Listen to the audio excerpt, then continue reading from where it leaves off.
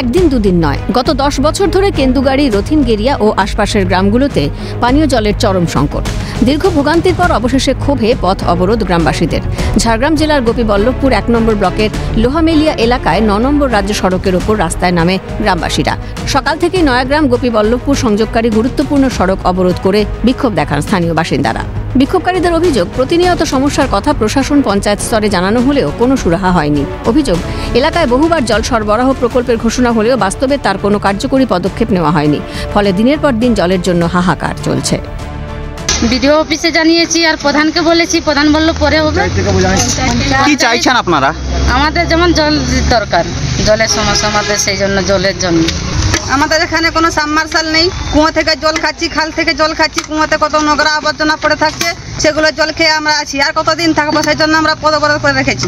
অফিসে জানিয়েছি, এখানে গ্রামে জানিয়েছি, প্রধান পঞ্চায়েতের কাছে জানিয়েছি, কোনো কাজ হয়নি। এসে দিয়ে বললো যে 1 মাসের পরে করে দিবে।